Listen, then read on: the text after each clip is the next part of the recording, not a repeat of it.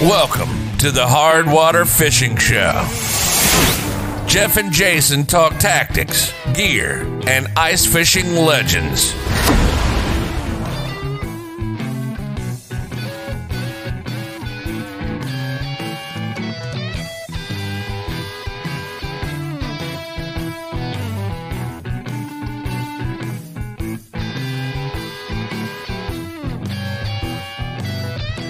Welcome back to the Hard Water Fishing Show. We are alive, thankfully.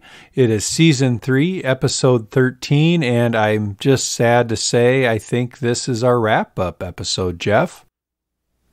It is our wrap-up episode, but it was an awesome year. So, I mean, it's sad that it's over, but man, it was a good year.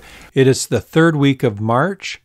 We are going to talk about, for our topic today eventually, we're going to spend a little bit of time on reader feedback, but we're going to spend some time talking about what to do with all of our stuff as we put it away, and just some of the things that Jeff and I do, and some maybe tips or things to think about as we wind the season down. And for some of you, you're starting to get ready for open water, and some of us are getting ready for whatever things we do throughout the summer. So, but first, Jeff, let's get down to the important thing. Before things happen here. So, what are you drinking today, Jeff? Oh, I've got a treat today, Jason. I have a neighbor, and you know this new kind of microbrew, not even microbrew, but like they have these in Iowa too, I think. But you know, small little independent the microbreweries. Brewers. Yeah, is it microbrew? Yeah, that's what they call them. Yep. Okay.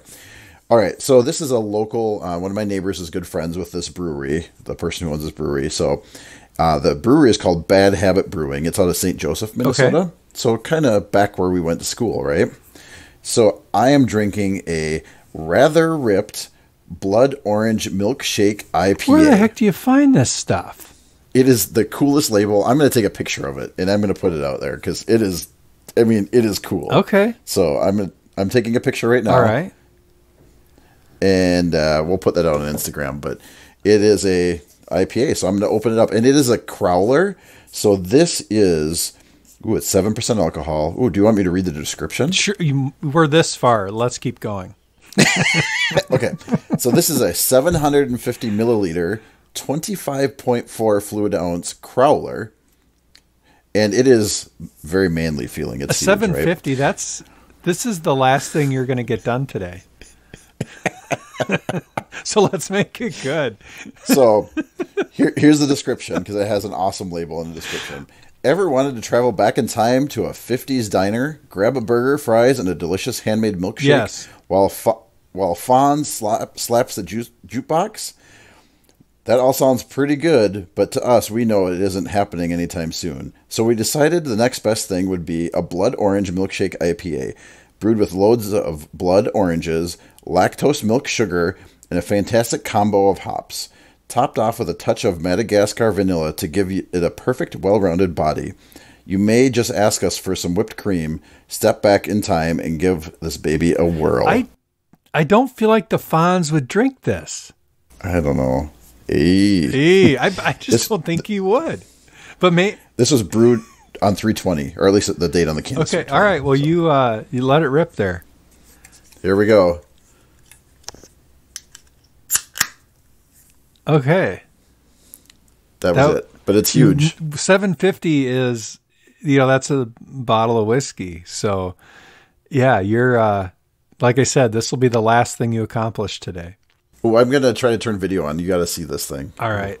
Maybe it doesn't work. Well, okay, you can put it on our YouTube video. A picture of you. I have But they were doing things like, it was a Super Bowl commercial or whatever last year where they had that person doing the little wine thing with their finger, and it made this sound and it was supposed to calm people.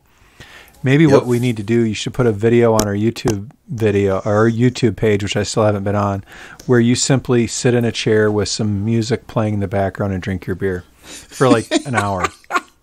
Just that's it. One whole hour. Kind of like the fireplace crackling stuff, that. Just do that, but you drinking the beer. And just staring like directly into the video, like eye contact. Jason, this thing is awesome. It tastes really good. But let's hear about your beer. This beer was born in the Rockies in 1978, and the mountains are blue. So I am drinking today a Coors Light. Very nice. Ooh, and I love it when they open, they have the little fog that comes out of the top. That's perfect. And this is very good beer. It's not quite as fancy, but it's a good beer. It probably outsells yours.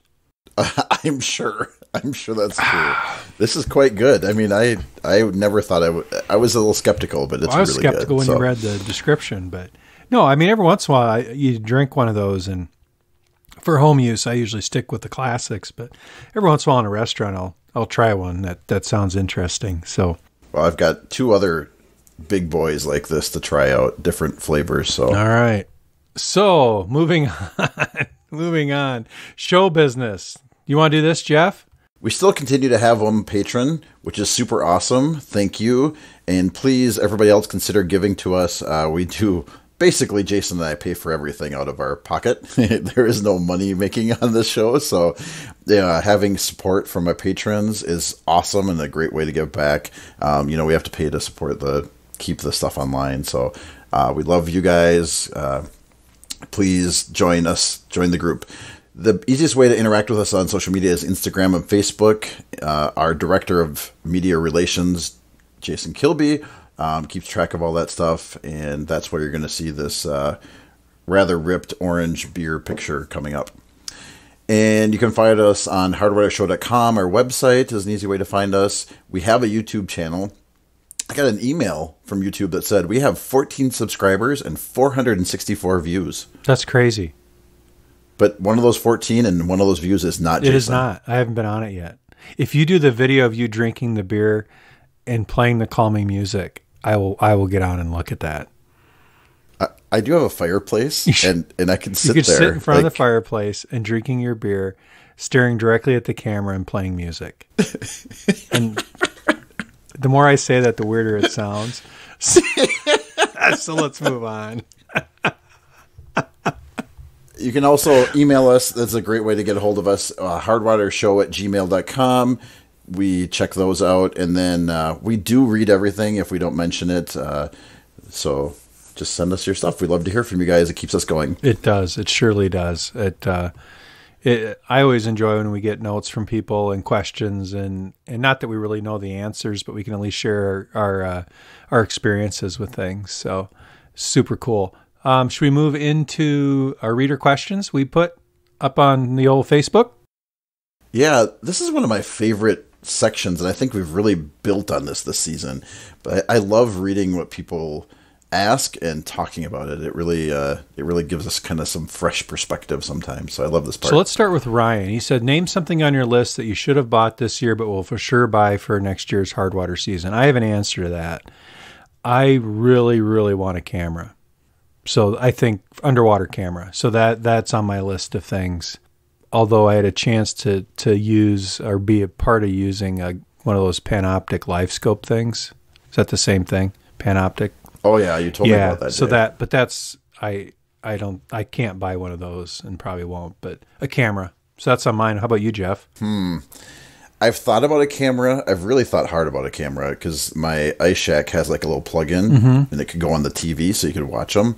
So I'm thinking a camera. I don't know. I mean, I think I'm going to need another Ice Shack.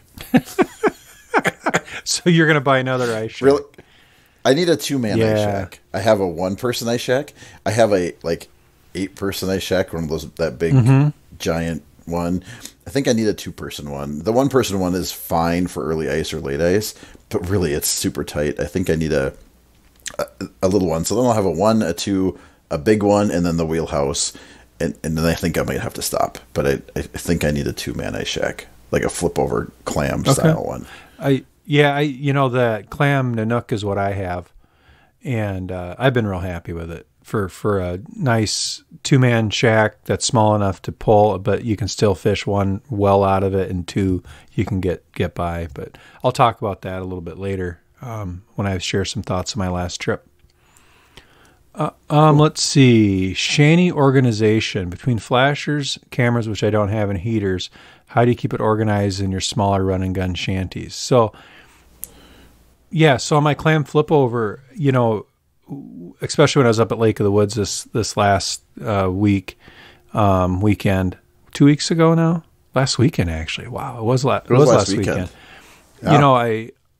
So much of it, it's just everything has to have its place, and that's hard for me because I'm kind of a disorganized person generally.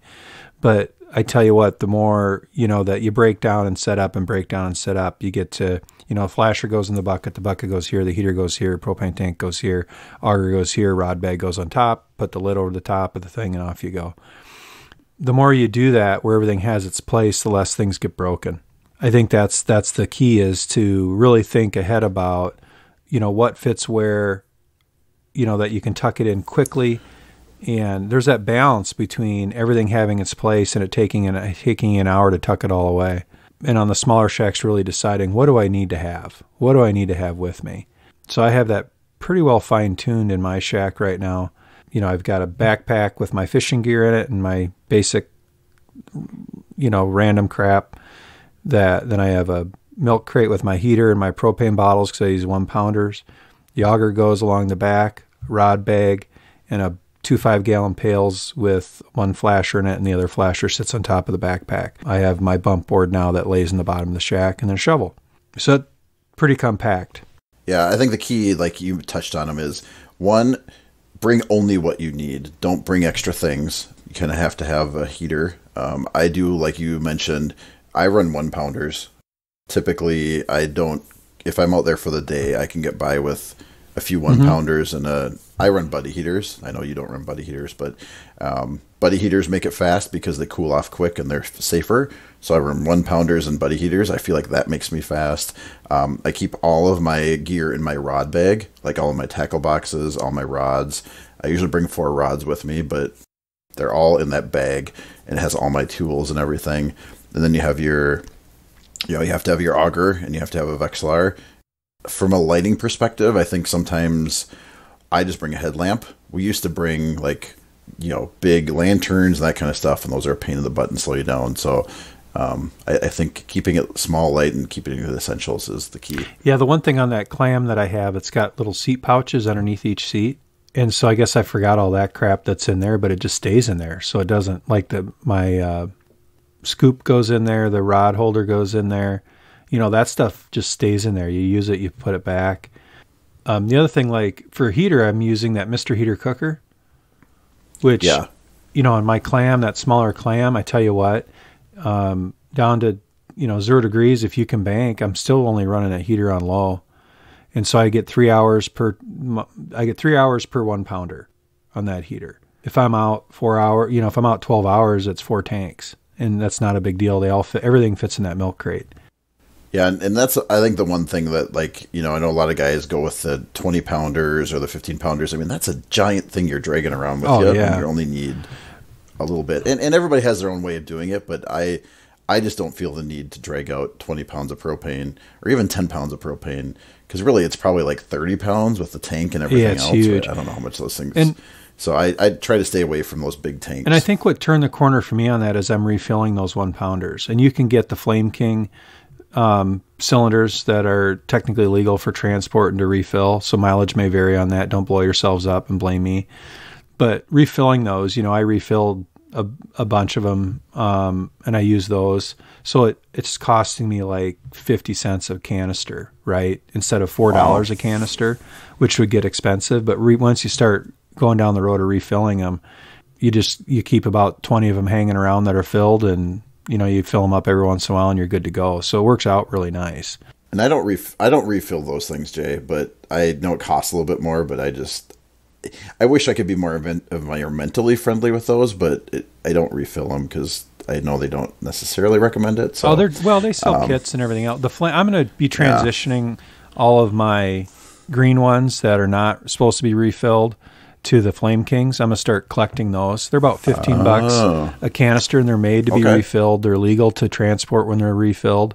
And so I'm going to start collecting those probably over the next year. Every once in a while, I'll throw one in the cart when my wife's not looking, kind of a deal, or order one. This sounds like something I need to do, because I would be up for that, because I don't know if I wouldn't say I don't worry about the cost, but the cost doesn't bother me as much as the it's waste. terrible to throw them in the landfill. I mean, you're not supposed to technically put them in the garbage, but what do you do with them? There's no real place to take them, so it just becomes a menace. So yeah, that's why I'm gonna start transitioning to that. Especially, did we get off track, Jay? Oh, always off track. Absolutely. I mean, we go from how do you keep light in your ice shack to 10 minutes on unrefillable propane canisters. I have a light bar in my shack that just stays in the shack. It's attached to the top bar, so I don't worry about light. And I have a headlamp. Yep. Cool. Whoa, that's sure. I think the readers know though, when they post a question, we go down a road.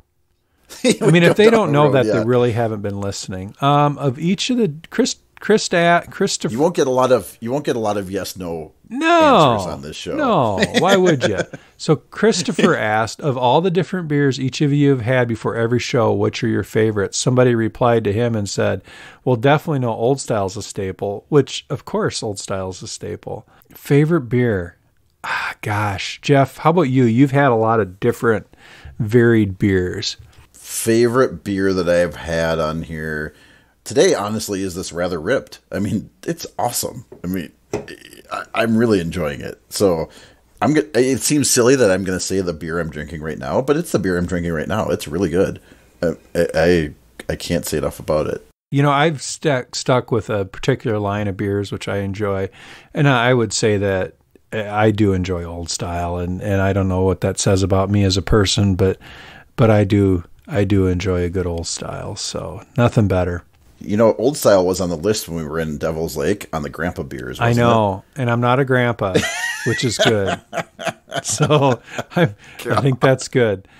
But everything's always subject to change, but as of now, I'm not. So that's good. Wow. Wow. Yeah. So let's see. What else we got? End of season maintenance. That's actually, RJ, that's going to be our topic. His thing. We had a question back earlier in March on where do walleyes spawn if there's no flowing water. I don't worry a lot about spawning with respect to ice fishing, but no flowing, you're going to look for gravel and sand.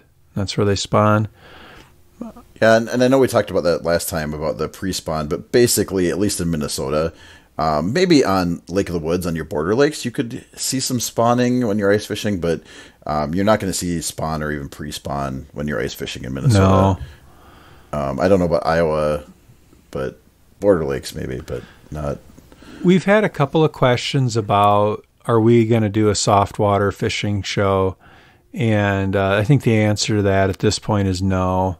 There's a lot of years I hardly get out soft water fishing just because the summers are so busy doing other things. And once again, I live in Iowa, I think once it heats up out here, your rivers is about your only place to fish that you don't end up with green slime other than you hit the Mississippi or whatever. So I just don't get out a lot in the summer. So to me, my big fishing season is hard water. And once in a while I get to go on a week-long trip or something in the summer, specifically way up north. But it would be kind of I don't know. I should be listening to summer fishing podcasts versus probably doing one. I don't think we should totally rule out a off-season maybe like a podcast midsummer update. Sure, yeah. I'd be up for that. So I think what we're saying, like, we probably wouldn't do a open water or soft water specific podcast. I don't know. I could see us doing something. So we don't have anything in the works yet, but I feel like we should talk and think about that. Yeah, there's all sorts of terrible titles we could have for that, that we won't even go into, but so what gear are you most happy with picking up this season? What gear was what was your biggest, what was the thing you enjoyed the most that you bought this year or used this year that brought you, or made, Jeff, that brought you the most joy this year? The thing that sticks out in my mind that I most enjoyed was not something that I bought, but something that was given to us. I really liked that rod that we got with the hard water show pushed on it. And part of the reason why is because I've been using the same fishing rods for quite a few years now, and I've kind of always been against these longer rods, right? Like, I wanted short rods, you're in a small shack, those big ones are a pain in the butt. But when I used that one, and Jason, can you remind me who the person was? It was that gave us those? Oh my gosh, you just got me. All right. Well, we'll put something out there, but it was really awesome because it had the logo on there, but I really liked the length of it, and it had big open eyelets, and the length was really nice in the noodle end. So I think that was one of my favorite things I used this year. Yeah, I absolutely enjoyed that as well, and I'm killing myself right now for not remembering this poor fellow's name. Tim. Yep, Tim. Yes. Tim sent him in. Timmy Hall. Timmy Hall, there we is go. who did it, and sent those into us, and that was really cool. I think for me, one that I really enjoyed is I got a new rod bag this year, and I really enjoyed the extra space that rod bag gave me and how it held everything together. So that was pretty cool. So I really did like that. I really love my rod bag. I've had it for years, but I love that everything's together and always there. If I go fishing, I just grab it and I know I got what I need. Yeah. So I love those things. We ready to move on to fishing report? Sure. Yeah, I think we can move on to fishing report.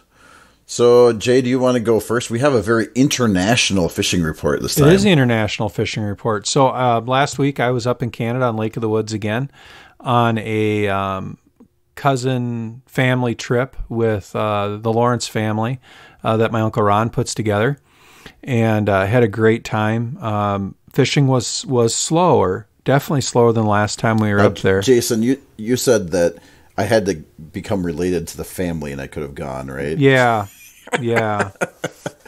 Yeah, we don't, and you're just not, I don't see how that's going to happen. We talked about scenarios, but we couldn't find anything. There's really no good ones for anybody. No, there's not. There's not. So there you have it. So I would say, boy, the biggest walleye was like 20, I think. Oh, wow. My cousin Rye caught a pig of a northern, and I have some video of that and some pictures it went like 37 inches. But was pretty heavy. It was just just had a gut on it, kind of like me. It was just a chunky guy.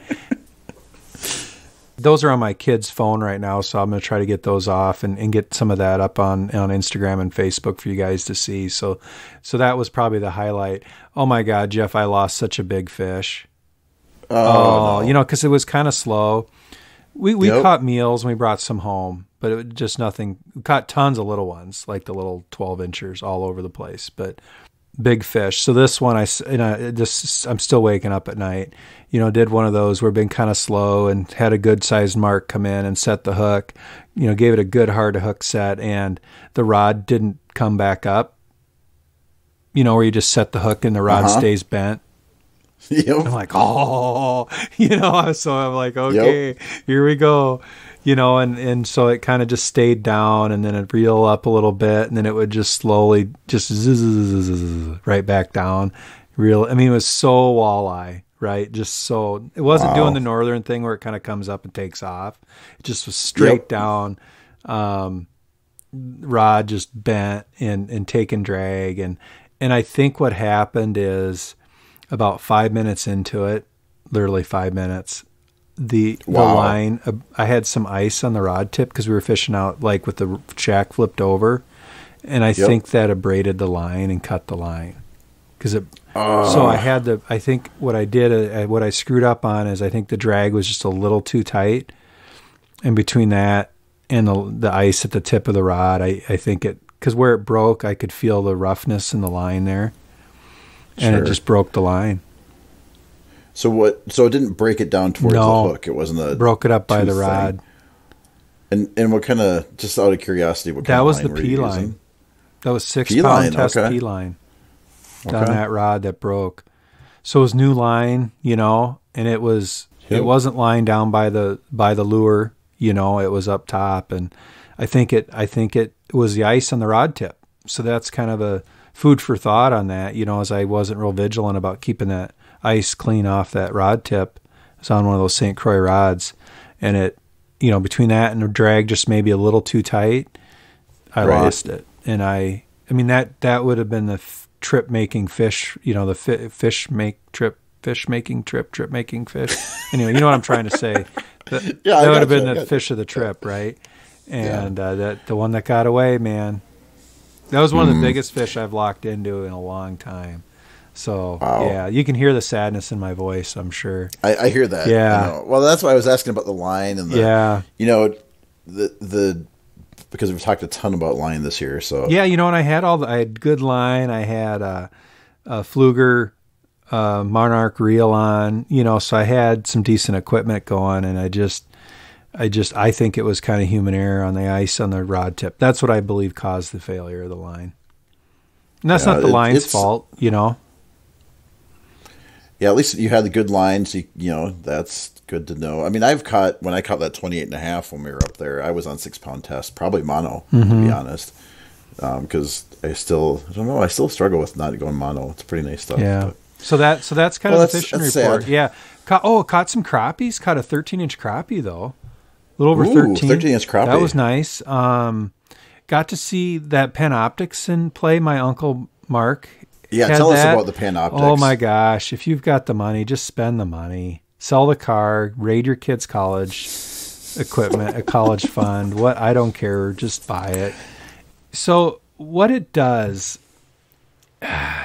is it gives you this extended view of the water column around you.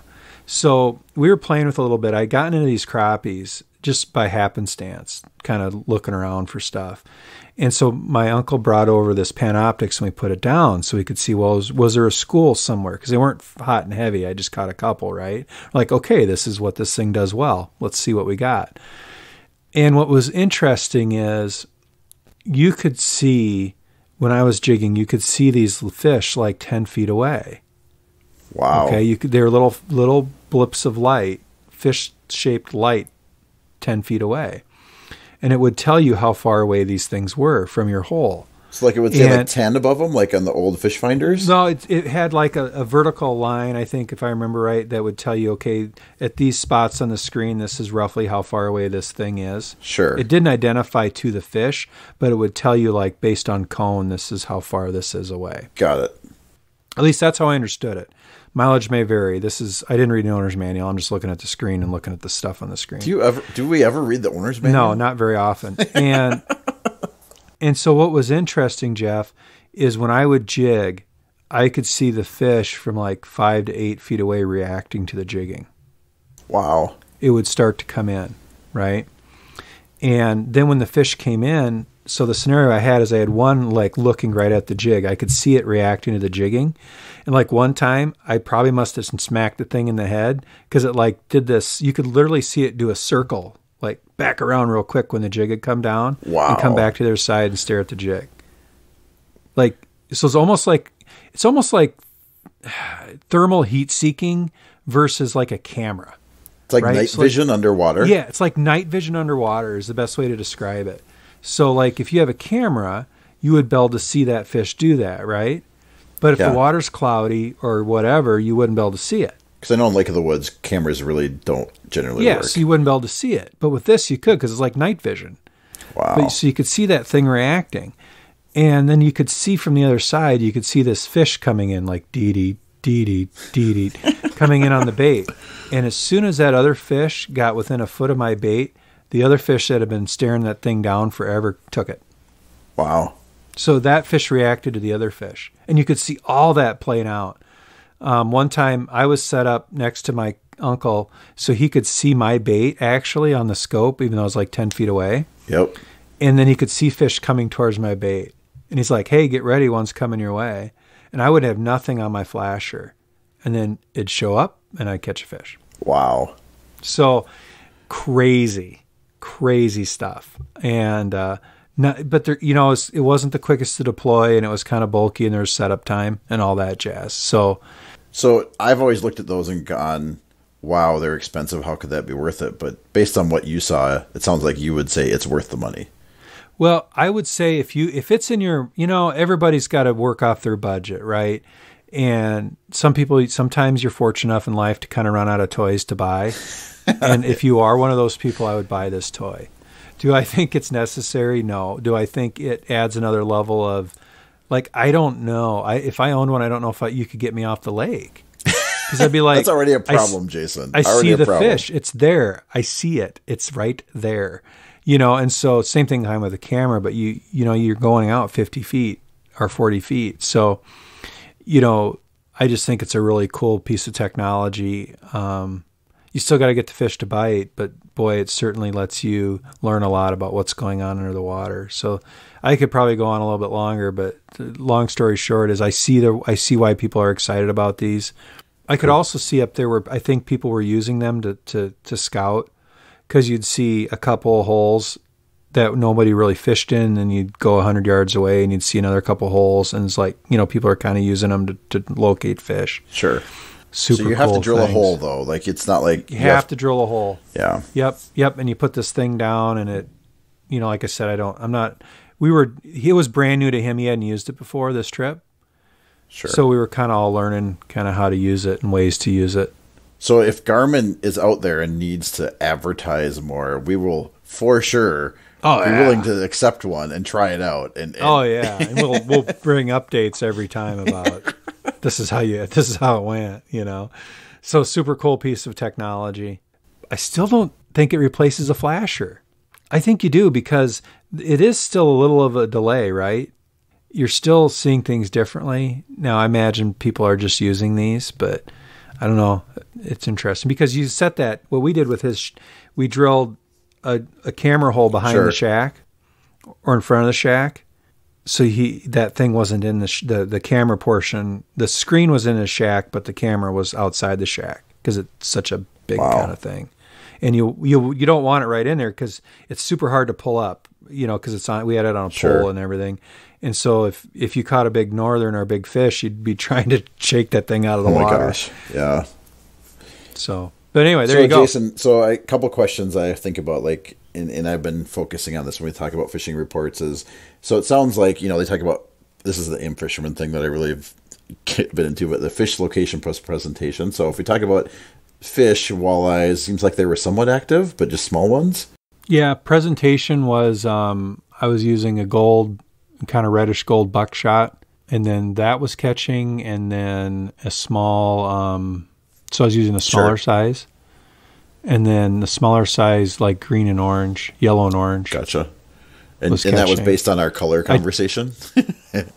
Yeah, and I tried every other color in my tackle box. I tried fluttering things, I tried dropping things, I tried minnow things, and really it came back to those two buckshots from Northland that were working. Like location up there, that's pretty dialed in as far as, We were in 17 to 18 and a half. Crappies came out of a hole 21. They were coming into the 14, 15 a half hour before dark, though. Shallower. A couple different times. When it quit working in the shack at 17, I ran to some holes I had punched about 14, 15, and was picking up fish at every one of them. Cool. But not before then. So not as successful, but still a good Lake of the Woods trip. Oh, a great trip. Great trip. I mean, I caught tons of fish, just nothing big. Everything was like a little 14 and under. Cool. All right. So I have we have a very international fishing report, as I talked about before. My fishing report actually is not about ice fishing. Is that okay that we include this? I'm on the fence on this, but I'm going to give you 3 minutes. Go. So, I was in Mexico for spring break, and I went out fishing with a charter out in the ocean. So obviously we're very far from ice fishing, but it was fishing. And I'll just give a brief thing. So basically we went out and we took this, I would say it was a 30-foot boat. I don't know. I mean, a big fishing boat, like the back's open and the front's covered.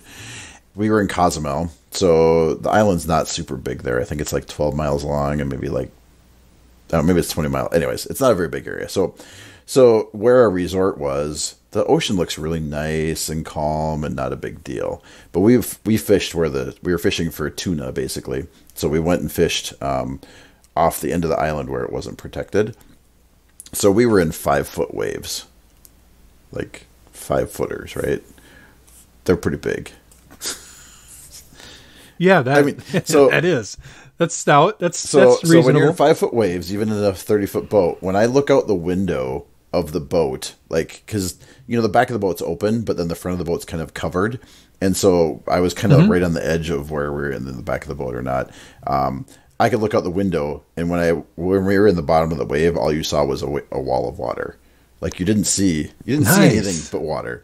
And yeah, That's so exciting. of course the guys who are in the boat, like the fishermen guys, because there was 2 guys that were helping us fish, and then guy driving the boat.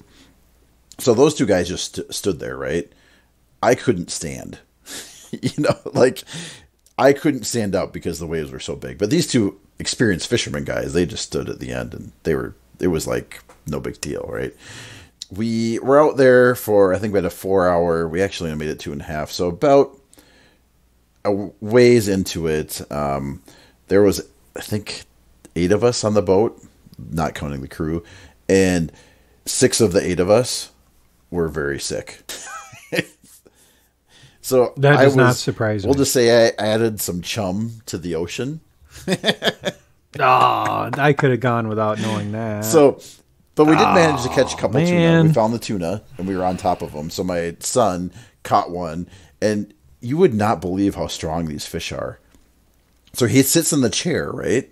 And I'll maybe post a couple pictures of this just so we can see what this looks like. But it's like a fighting chair. And so when you fight these fish, and then we'll move on from this after this, but when you fight this fish, the biggest thing was, so you don't just reel them in, right? They've got these big reels and these big rods. So when you get a fish on, you basically pull them up with your weight. Like, so you pull your rod up, and then as you let the rod tip fall back down, that's when you reel in, right? So, like you reel in the slack, basically, right? So you like lean back, sure, and then you reel in the slack, and then you lean back. I mean, these fish are so strong, and they weren't like giant, but they must be super strong because you just lean back and you yank them in. So, so that was it wasn't ice fishing, but that was the fishing that I've done. That was my fishing report. It doesn't help, but it's a good, interesting thing. So you're not ready to move to the coast and buy a fishing boat Not without yet? a pile of Dramamine. Just mainline it because I was like super sick. Like the first, like it took us about an hour to get there, and I'm like, oh, I'm gonna be fine. And then all of a sudden, these 5-foot rollers are out there, and I'm like, oh my gosh! And the island goes away, so all you see is ocean, and it was an experience. So how cool!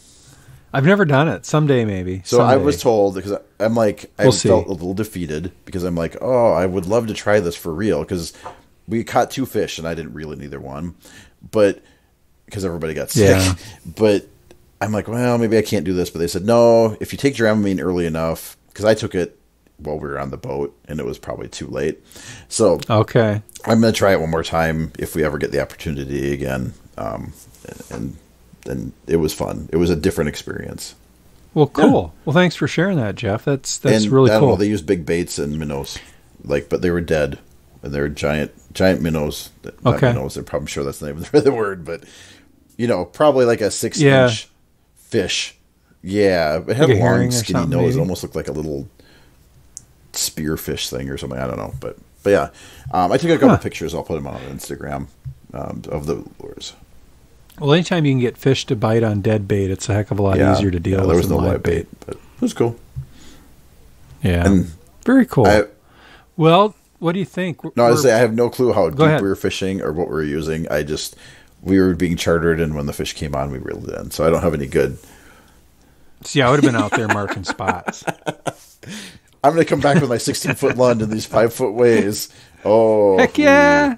Why not? Up one side, down the other. Out you go. Auto bail. Make sure you get the bilge pump on a fresh battery. I don't know. All right. Well, we're like normal, about 40 minutes in. Yeah, we should get to our topic. I think people are going to start making bets on how long we spend on our topic and when we get to it. Well, maybe we need to break our topic up like part 1, part 2, so we can do like part 1 of the topic right away and then part 2 later on. Sometimes we run out of time and our topic ends up being like 2 minutes, but I think we. Well, I know.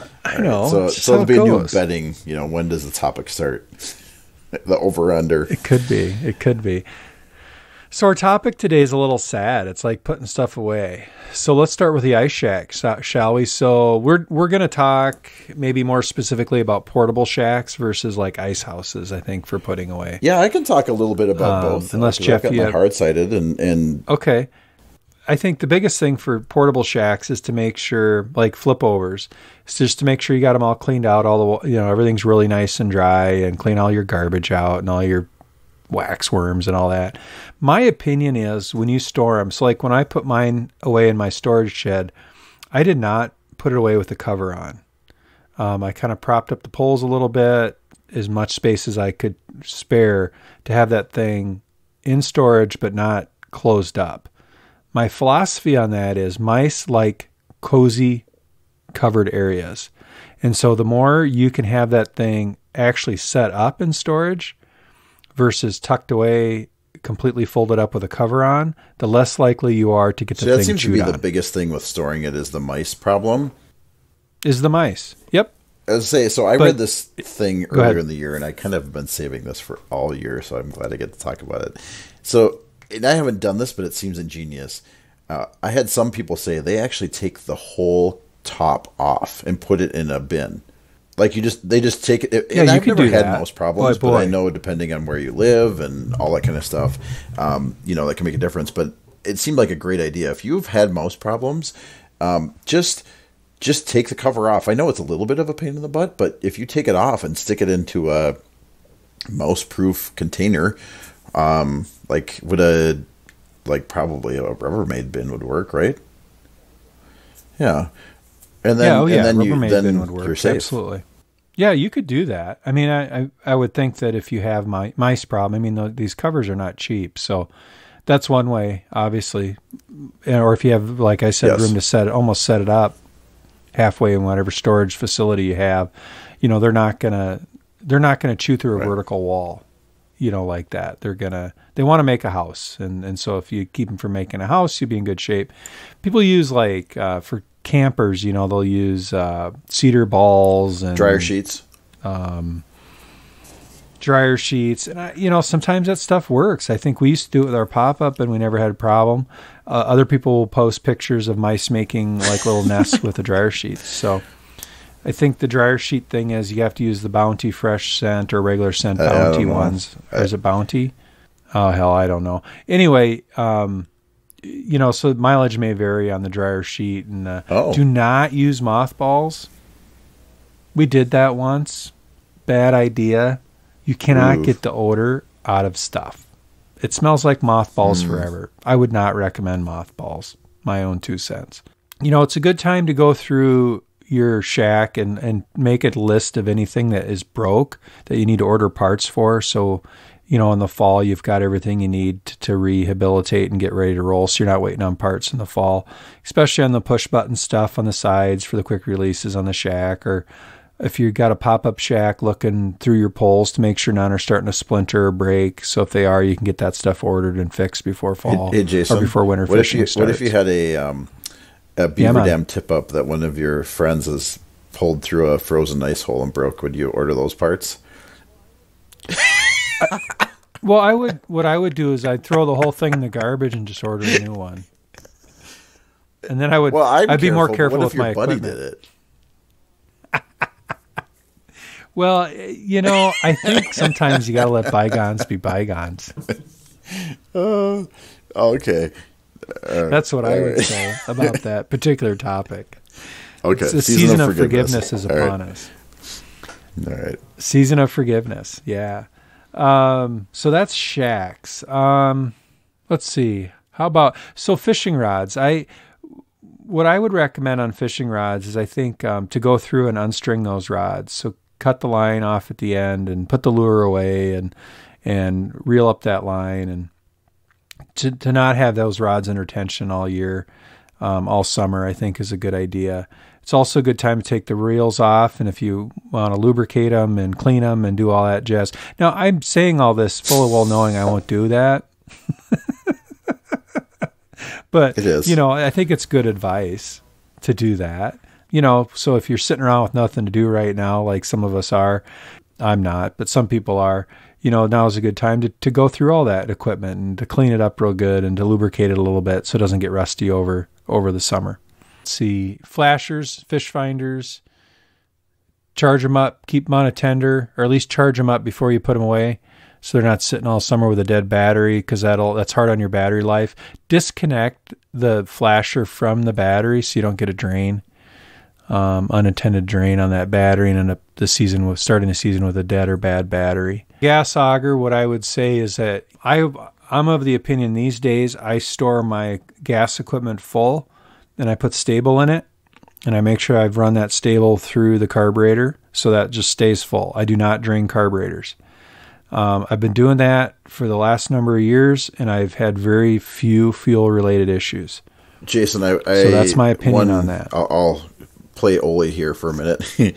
So he uses. Yeah, go ahead. I agree, because I even do that with like my Mustang or any other kind of gas thing that has gas in it, right? But Ole said that he uses this Lucas different kind of stuff that doesn't have alcohol in it because he doesn't like the alcohol-based items. So, yeah. He's called using like a different brand of stable? He uses it in his boat, too. Okay, so he's still using a fuel stabilizer, but just Lucas because brand. he likes it because it doesn't have alcohol in it. Yeah. So just, yes. Okay.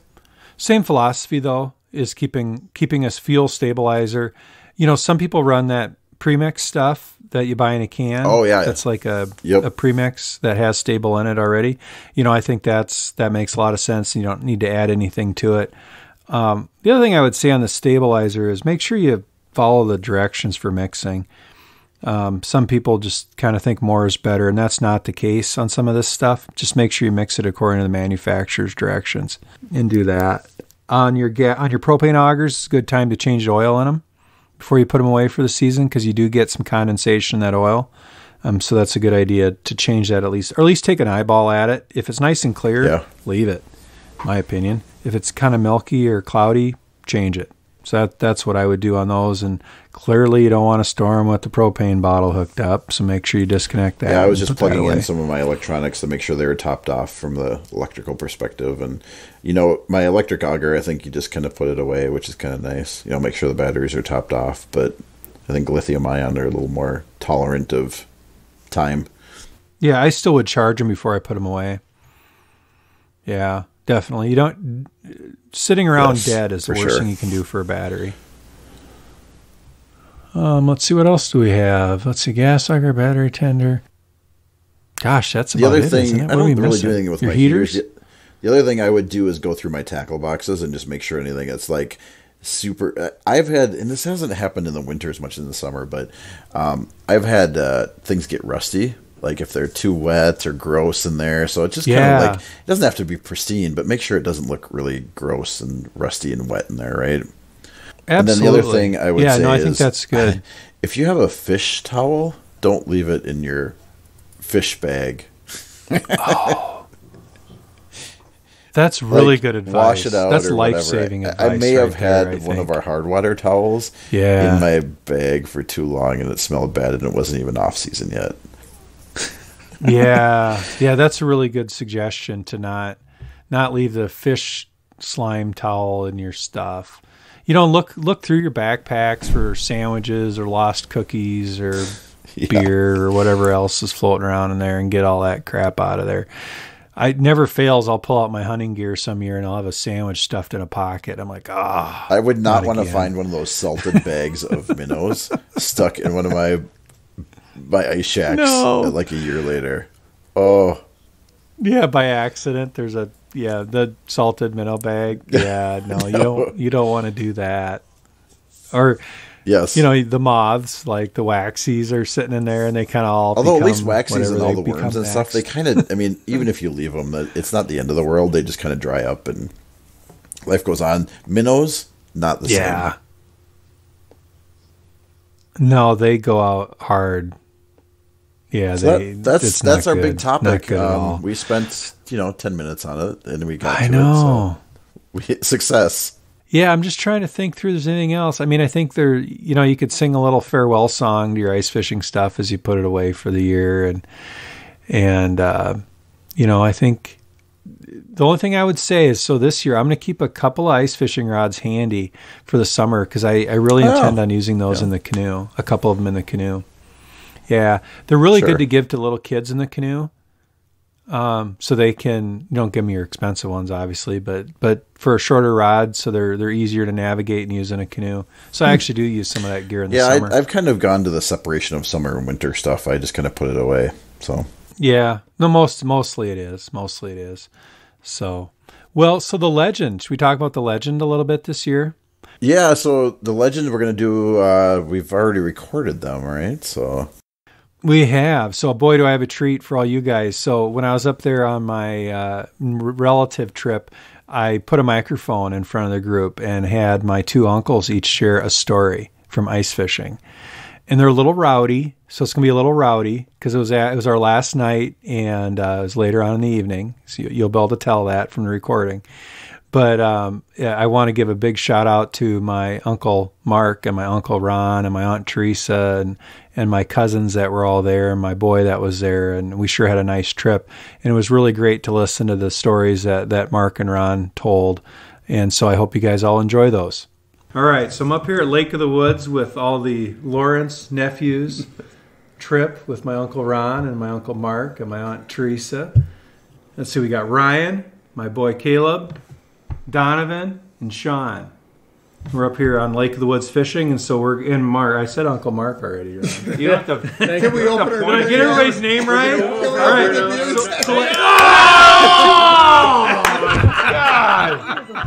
All right. So we're gonna do a beer. Take two. We're gonna do a beer opening, but Uncle Ron got a little excited. Went a little premature. But we're all right. We ready? We're gonna do the beer opening for the story. Is this when we do it? Yep. 1, 2, 3. All right. Oh, Ron blew his load. All right. So what I asked. Premature. Well, we don't want to go there. All right. We don't want to go there. So what I've asked these guys to do, I've asked Uncle Ron and Uncle Mark to think about their favorite ice fishing legend and to share that with us tonight. Oh my God. And so which one of you guys wants to start? Mark? Ron? Mark's the oldest, the most senior, the most distinguished. Most distinguished. Probably the best looking too. Oh no, I wouldn't say that. But I'm not going to grade look. I can start to get it going. The ice fishing. When he asked about talking about ice fishing, I had to think about all the different fun times that we've had ice fishing. But what really strikes home, probably the most memorable one, was spearing in the lake. And this was back in Grand Rapids, Minnesota, on Little J. Gould Lake. We had an island there and spent many great times fishing for crappies, fishing for walleyes, but especially spearing for northerns.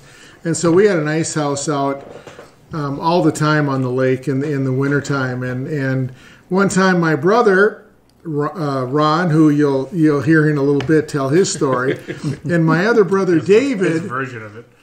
My other brother David were up visiting me on the island, and so put him in this fish house. And so how old was I then?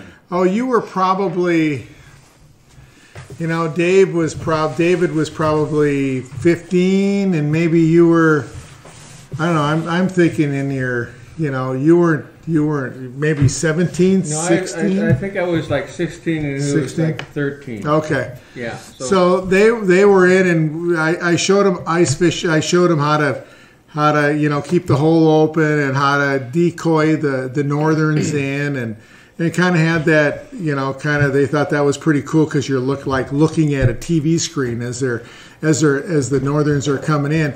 And I had to run to town, and so I ran to town and came back. And when I came back, here on the ice was this walleye and a big bass. And I went, whoa, I guess I kind of forgot to tell him. What's the statute of limitations on this deal? I forgot to tell him that, really, it's only for northerns and for anything other than game fish, because they actually, for some reason, they didn't figure northerns were game fish, but you couldn't take a walleye, and you certainly couldn't take a bass. But here they were just laying on the ice. I walk up and go, oh my gosh, and so I obviously that kind of showed me that with the boys I needed to kind of get into a little more detail of exactly what it was. But they were nice fish, and I can say that they did not go to waste. But that was probably the most memorable time I can remember ice fishing, or actually spear fishing. Speared a lot of big northerns, but that was a good time. What year approximately? What decade are we talking about? What decade? I'd say that was in the middle 70s. Middle 70s. Middle Okay. 70s. Probably about 78, maybe 79. Could have been 80, 1980. 78 or 77. Yeah. I was born 77. Yeah. How big were those holes that you guys had to make? Well, back then, when you did an ice fish hole, it was probably 2 foot by 3 foot. And you had to chainsaw, right? Yeah, you chainsawed it originally, and then you kept it open with a chisel. Every day. If you'd go out there, if you didn't visit your house enough, it would freeze in. Sometimes the slush would come up, but if you were constantly there, which we were, and then we heated it with wood, and so we'd bring out little wood, and we had a little wood stove that we cut small pieces of wood in and put in, but it would get, very, very warm. You'd be in your shirt sleeves as you got, it would be below zero, but by the time you got it going and everything going, and you had to have it perfectly dark in a spear house. Yep. Mm-hmm. Perfectly dark. So there's no windows or anything? No windows, and when you came in, we had a piece of cloth over the doors to cover any of that little area around the door when you closed it. Grandpa had taken me, I went one time when I was a kid, on Rush Lake, actually. He had a house on Rush Lake.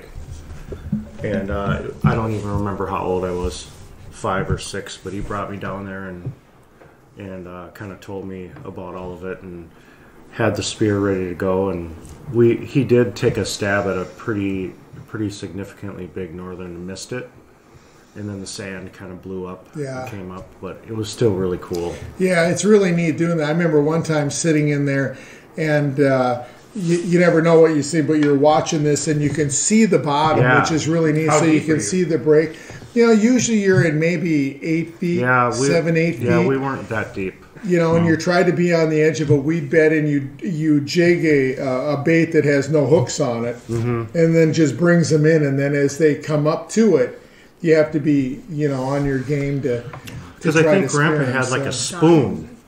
Didn't he have? He had like a spoon. Well, like we've got some right here. These are all those are all ice fishing lures. Yeah. Decoys. Yeah. Mm-hmm. Wow. For ice fishing. What was the best time to do that? It was actually, right when it first froze up. Okay. Right around Christmas time was good. I remember one time sitting in there and a muskrat came up in the hole. Scare the snot out of you. And you're sitting in the hole waiting for a fish to come in, and all of a sudden a muskrat comes up, and you're going, what? You almost want to jump up. But when you get those big ones like that, they can get... it gets pretty intense. Yeah. Yeah. Well, you're staring this hole, and you're almost falling asleep because you're jigging this lure for like an hour or two, and you kind of start to get into this trance, and all of a sudden this muskrat jumps out of the hole. And it just blows your mind. Yeah, you want to jump out of the house. Wow. Wait, so what happens to the muskrat? Do you take them down with the spear? Or well, no, they just come up for air and they're gone. They're gone. Okay. They don't come into the house. No. But you're just startled. You're just startled they're because going across little right drive-by. under the house, and then all of a sudden, there's an air hole. Yeah, that's one of the reasons why you don't go very deep, because you have a rope tied to the spear, right? And it's tied to something in the house. Yeah, you usually tie it to like a leg of your chair. Okay. I've even heard of some people putting them on their ankles, and then the old story Seems like a bad idea. They speared this big fish and it pulled them in the water, and they had this big fight, and but those are kind of some big fish stories, But usually you tied it on, or you had it looped to a nail or something down. So when you did it, but if you didn't have it, in water, you could see you had no depth perception, and it really got pretty boring. If you could see the bottom, you had a lot better depth perception, and you could really see the bottom and get a good. It was pretty cool the one time I was able to go. Yeah, it's nice. You had to. I mean, when you spear fish, you have to have your spear in the water. Yeah. Because tips, you don't, the tips and below the tines are below the top, below the edge of where the tines are. Because if you didn't, you made a splash, and if you made a splash, they were gone. Yeah, so you had to get it on, and it's really also hard too because, as you know, if you've looked into water like that, the reflection of the water, the angle. I mean, it really kind of distorts. You know, so that made it hard too. But, you know, and then everybody kind of had their own spears, and people made spears, and you want to get a spear that felt right, and so you could really sink them in, you know. But I was able to get one of Grandpa's spears in the Lawrence Grab and Go. So I've got one in the garage. Yeah, that's cool. Many hours sitting there. Yeah. I actually remember I went in your shack on that when you lived there. Oh, really? Because I remember that years and years ago. I mean, obviously, I don't know. But that was the first time I'd ever been in a spear house, was with you or Ron. I don't know which one of you guys, you know, because I mean, I don't know how old I was, 6, 7 years old probably. But I remember looking down into that, and I don't think anything ever got speared, but I remember sitting there and seeing, and it was really cool. Yeah, it was something else. It's like a big, I mean, because you can see the bottom, and you know, you have different fish that swim by, like sometimes a walleye or a bass that you can't spear, right? You know, or a tulipy or a whitefish or you know, different kind of crappies, different things that go by. So or muskrats. There's different things that happen then, But obviously, what you wanted was a nice big north, and it was a little one you didn't spear it, you know. But we'd sometimes. I remember on one day I got 3 northerns that were all over 10 pounds. Wow. 10? Yeah. That's awesome. I mean, just all of a sudden one day they just were moving, and I speared 3 big northerns. I think the nice thing too about northerns is they fish or they swim all day. Yeah. Like you can. You know, with walleyes, it's usually in the morning or in the evening, but walleyes or northern fish. But, you know, typically, though, it's still the same. You'd get out early in the morning and want to get them, you know, they were moving the best and feeding the best. And the same thing in the evening. You know, right before dark, you wanted to be in your house right before dark. And then it was starting to set, and then about the time you couldn't see the bottom anymore, that was time to quit. I think the thing that Buck and I were the most proud of is that, so, you know, bottom is 8 feet, and you have the lure at like 5 feet below the ice. Yeah. And so you're spearing these northerns at 5 feet below the ice. Well, then a walleye comes down and it's 6 feet below the ice. And we nail it, and that's pretty cool. And so we got bragging rights because we were able to hit something that was down lower. Yeah. So I got that, and I put that on the ice, and then Buck came by, and that's the same thing. Now he had another one that was the same depth as mine, and yeah, so you getting him 5 feet below the ice, that's okay. But we got ours like 6 feet right at the bottom, which is below, and we put them on the ice, which is very tough because when you throw those spears and the fish can kind of, you know, with the bubbling and whatever going that kind of depth. But yeah, usually you can't get them that deep. But no, and a lot of times when you get northerns, they'd be right under the ice. I mean, they'd be 3 feet. I mean, you almost didn't have to let go of the spear. You let go of it, but I mean, it was right there. Whereas, like you said, Ron, when they're on the bottom, that's really, you guys were good. Unfortunately, it wasn't necessarily a legal thing to do, but that's awesome. Yeah, that's the way that goes. So, Ron, so have you thought of your favorite ice fishing story yet? Well, yeah, I do have my favorite. I've got lots of ice fishing stories. I know because I've fished out here a lot. But my favorite one is, it was probably 20 below, and it was in the morning, and Teresa didn't want to fish with me because it was too cold outside. Well, and it was morning, and so I went out by myself. There's a little island over here that's just, you know, there's like 5 or 6 fish houses, and nobody's there in the morning because they only come out for the prime bite, which is late in the afternoon. And so I come out in the morning because I was just bored and I just wanted to fish. And so I went out and I caught a couple of nice walleyes. And then I got one on, and it was real big. And of course, you know, when you have a big walleye on, you take the tip of your rod and you get it down low, and then you start to lift the tip of the rod up, and then with your other hand you try to grab the fish. Well, as I was lifting the rod up, and the rod was bent to its maximum tension, and I reached down to grab the fish, and as I was reaching down, the hook came out of the fish's mouth. Oh my gosh. And all of that energy that was built up in that rod, the hook of that went right into my thumb. Just buried into my thumb. And so now there I am out in my house by myself, and it's like 20 below, and I got this treble hook buried in my thumb. And so I'm looking at it, it's like, okay, so what am I going to do? Well, I'm not going to go back home and tell Teresa, because that's not good. And so I take my forceps and I clip it as close to my thumb as I can, and I clip it on there and I start pulling on it. And it was so deep, my wrist buckled because I can't get it out. This is a family show, Ron. Did we But already discuss this that? is fishing, and people that fish, everybody's been there. Everybody's scratching their head. Everybody has the potential to get there. They might get there. Yeah. Well, you asked about favorite stories. This is it. Here it is. Keep Is this a going. favorite or is this a nightmare story? So It's a legend, is what it is. It's a legend. So then I took my fingers and I wrapped it around the forceps, so I had fingers on both sides of the forceps, and I just got it as close to my chest as I could, and I just pulled hard. I just went 1, 2, 3, and I pulled on it, and it came out. And now people listening can't see his wife's face right now. But she's like, oh my God. But she's nodding her head. It's like, yeah, that's my husband. There he is. But so then I got it out, and no, I didn't hurt my tendon or anything like that. No, the fish was gone. The fish went. Anybody else curious?